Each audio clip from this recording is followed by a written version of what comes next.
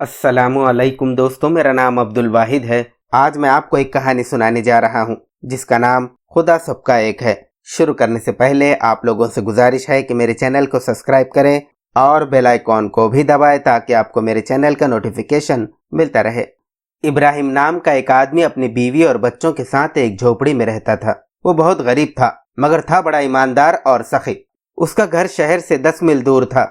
उसकी झोपड़ी के पास से एक पतली सी सड़क गुजरती थी। एक गांव से दूसरे गांव मुसाफिर उसी सड़क से आते जाते थे।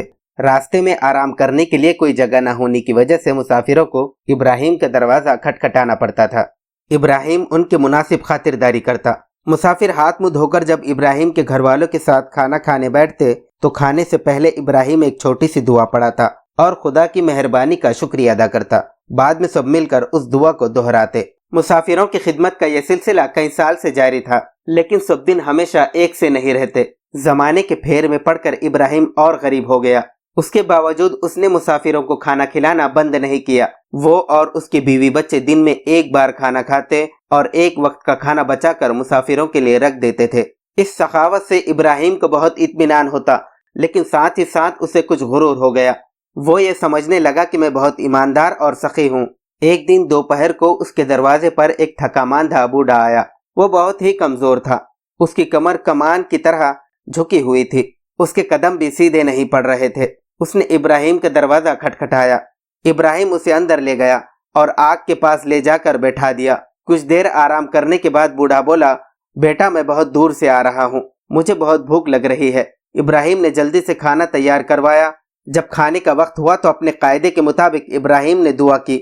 उस दुआ को उसकी बीवी बच्चों ने भी दोहराया, लेकिन मुसाफिर बूढ़ा चुपचाप बैठा रहा।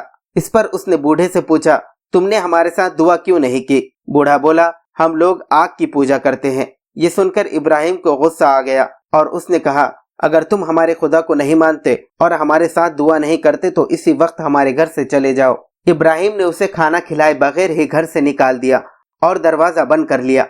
दरवाजा बंद करते ही कमरे में अचानक रोशनी फैल गई। एक फरिश्ते ने जाहिर होकर कहा, इब्राहिम ये तूने क्या किया? ये गरीब बूढ़ा 100 साल का है। खुदा ने इतनी उम्र तक इसकी देखभाल की और एक तुम हो जो अपने आप को खुदा का बंदा समझते हो। फिर भी तुम उसे एक वक्त का खाना नहीं खिला सके, सिर्फ इसलिए कि उसका मजहब तुम्हारे मजहब से अलग है। दुनिया में मजाहिब चाहे बेशुमार हो, लेकिन खुदा सबका एक है। ये कहकर फरिश्ता आंखों से ओझल हो गया। इब्राहिम को अपनी गलती का एहसास हुआ। वो भागा भागा उस बूढ़े के पास पहुंचा और बेहद नदामत के साथ माफी मांगने लगा। बूढ़े ने उसे माफ करते हुए कहा, बेटा अब तो तुम समझ गए होगे कि खुदा सबका एक है।